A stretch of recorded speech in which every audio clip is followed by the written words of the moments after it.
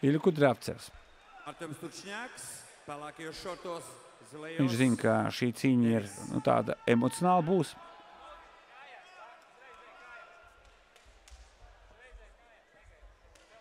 Tāpēc arī ļoti nopietni skatās.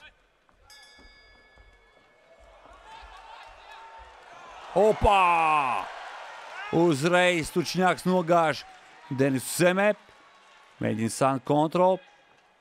Denis mēģina izlīst ārā, dodas tālāk no būra malas. Labi nobloķējis pretinieka kājas ir Arturs Tučņāks. Viņam ir sākt kontroli, saucamā džitseru sākt kontroli. Mēģina Denis piecelties kājās. Pagaidām viņam tas neizdodas. Viņš satvērs Artem roku. Un tiek augšā sitiena pozīcijā. Arturs Tučņāks izdara sitiens. Opā!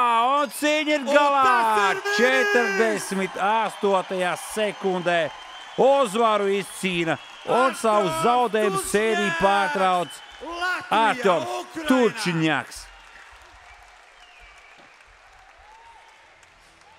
Tučņāks iekaro arī būra malu, sasveicinās ar publiku. Dzirdējām, atbalsts Tučņākam bija milzīgs.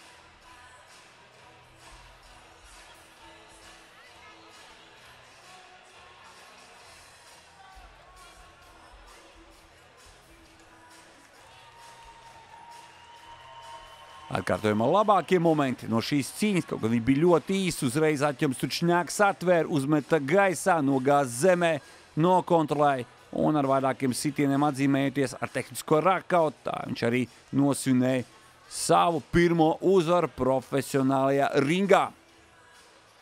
Ilja Kudriavcevs bija īstajā vietā, īstajā laikā. Ar skaļām ovācijām apsveicam zilais stūris Artjom Turčņāks!